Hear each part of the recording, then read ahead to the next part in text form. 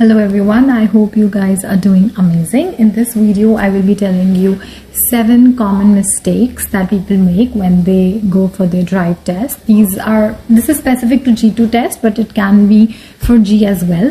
So I'm going to tell you 7 common mistakes that people usually make, and you should be avoiding these mistakes. Number one mistake is not understanding your vehicle. So what happens, usually people give the driver's test on either the car that they borrow from their friends, or let's assume the driving school from wherever they were learning, or whosoever was teaching them.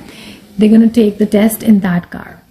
Now when you take the test in your car, what happens is, when you are actually taking the lessons, all you do are certain things, but you do not maybe perform the basic things. So if you do not know the vehicle, how to start the car, how to stop the car, the handbrakes, where are the let's say it's raining, so you have to make sure you turn on your wipers, but you don't know how to do that. And just basic things about your car, how to adjust your seat. If you do not understand your vehicle properly, I'm not saying you're going to fail, but this can just add up to the other mistakes that you might make. So please make sure, if you're learning to drive from, let's say, a driving school, or someone freelance who's teaching how to drive, or your friend, whosoever is teaching you, please make sure you understand the vehicle in which you're going to give your test, so that you know how to adjust your seat, and you know everything about the vehicle. You should be comfortable. It should not look like, oh my god, this is another new setting.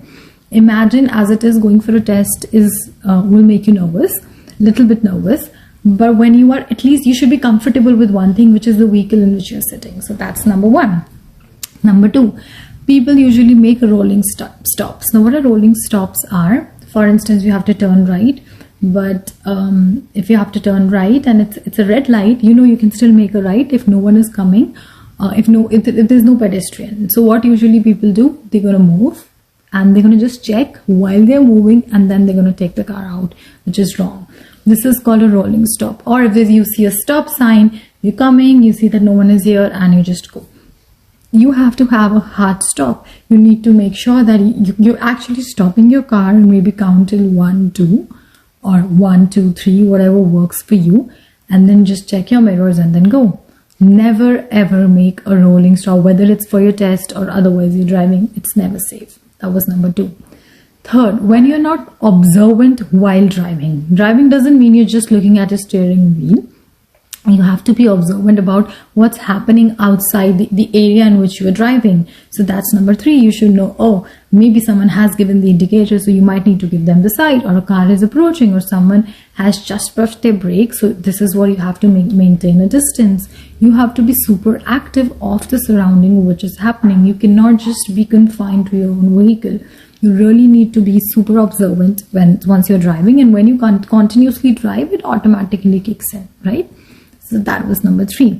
Number 4, not giving indicators. When you go right and left, if you just do not give the indicators, or let's say give the indicators just at the last moment, that won't work. So for instance, this is here and you have to turn right from here.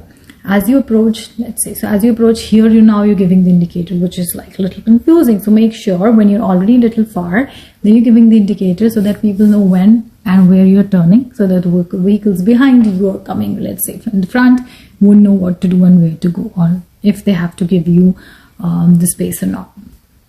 So make sure this is done. Otherwise, again, it becomes an issue. So this was number 4.